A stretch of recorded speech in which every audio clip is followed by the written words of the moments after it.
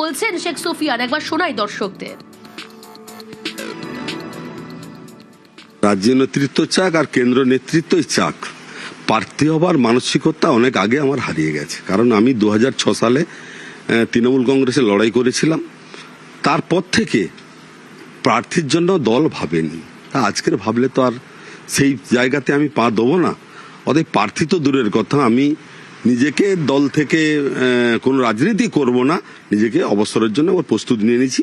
ফ্যামিলির চাপ, ফ্যামিলিগতভাবে আমার মেয়েরা, আমার স্ত্রী, জামাই সবাই বলছে আর রাজনীতি করতে হবে না, যথেষ্ট সম্মান মর্যাদা পেয়েছো, ওইটা নিয়ে তুমি বাড়িতে থাকো। সরাসরি সুজিত রয়েছে আমার সঙ্গে। সুজিত, প্রার্থী হওয়া তো অনেক দূরের কথা, যেমনটা বললেন শেখ সুফিয়ান, বলছে অবসর নেওয়ার ভাবনা চিন্তা করছেন তিনি।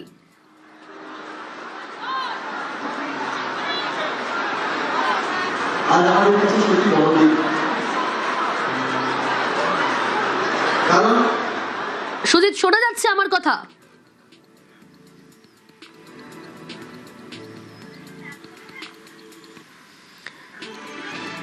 না, খুব সম্ভবত যোগাযোগ বিচ্ছিন্ন হয়েছে। যেমনটা বলছিলাম আপনাদের যে শেখ সুফিয়ান নন্দীগ্রাম আন্দোলনের অন্যতম মুখ, সেই শেখ সুফিয়ান সে নন্দীগ্রামে যে উপনির্বাচন তাতে তৃণমূল কংগ্রেসের প্রার্থী হতে চাইছেন না। কিন্তু তিনি আবার কি বললেন? তিনি বলছেন শুধু প্রার্থী কেন, প্রার্থী হওয়া তো অনেক দূরের কথা, আমি অবসর নেওয়ার কথা ভাবছি। এমনটাই ভাবনা চিন্তা শেখ সুফিয়ানের। কি বলছেন তিনি আরো একবার শোনাই আপনাদের। রাজ্য নেতৃত্ব চাক আর কেন্দ্র নেতৃত্বই চাক, প্রার্থী হবার মানসিকতা অনেক আগে আমার হারিয়ে গেছে। কারণ আমি 2006 সালে তৃণমূল কংগ্রেসে লড়াই করেছিলাম, তারপর থেকে প্রার্থীর জন্য দল ভাবেনি। তা আজকের ভাবলে তো আর সেই জায়গাতে আমি পা দেবো না। অতএব প্রার্থী তো দূরের কথা, আমি নিজেকে দল থেকে কোনো রাজনীতি করব না, নিজেকে অবসরের জন্য ওর প্রস্তুতি নিয়ে নিয়েছি। ফ্যামিলির চাপ, ফ্যামিলিগতভাবে আমার মেয়েরা, আমার স্ত্রী, জামাই সবাই বলছে আর রাজনীতি করতে হবে না, যথেষ্ট সম্মান মর্যাদা পেয়েছো, ওইটা নিয়ে তুমি বাড়িতে থাকো। যা মর্যাদা পেয়েছি সেই নিয়েই বাড়িতে থাকার ভাবনা চিন্তা শেখ সুফিয়ানের। সুজিত রয়েছে আমার সঙ্গে। সুজিত, রাজনীতি থেকেই অবসর নিতে চাইছেন, প্রার্থী হওয়া তো অনেক দূরের কথা বলছেন শেখ সুফিয়ান। সেই শেখ সুফিয়ান যিনি নন্দীগ্রাম আন্দোলনের অন্যতম মুখ, তিনিই বলছেন আমি অবসর নিতে চাইছি।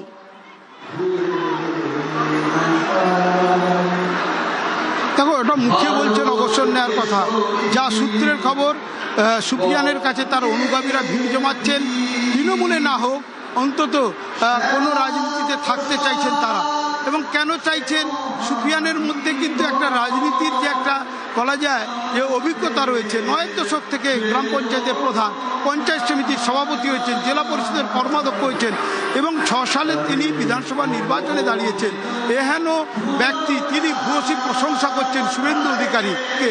কারণ শুভেন্দু অধিকারী প্রশংসা করছেন, বলছেন মুখ্যমন্ত্রী হিসেবে তিনি সফল হবেন এবং তিনি বিশ্বাস করেন মুখ্যমন্ত্রী কাজের মানুষ। এই যে কথাগুলো বলছে, এর অর্থটা কি? এর একটাই অর্থ যে হতাশা, তৃণমূলে থেকে হতাশা গ্রাস করছে।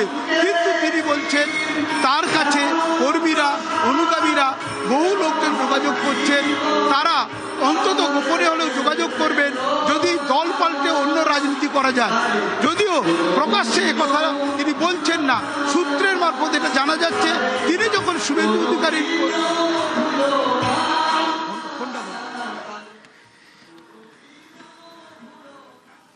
তুমি যেমনটা বলছিলে সুজিত, যে এখনই হয়তো তিনি মুখেই বলছেন যে অবসর নেওয়ার কথা, কিন্তু ভাবনা চিন্তা অন্য কিছুও থাকতে পারে। কারণ যেভাবে তার অনুগামীরা, শেখ সুফিয়ানের অনুগামীরা তার আশেপাশে ভিড় জমাচ্ছেন, হয়তো অন্য কোনো রাজনৈতিক দলে যোগদান করার ভাবনা চিন্তা থাকলেও থাকতে পারে।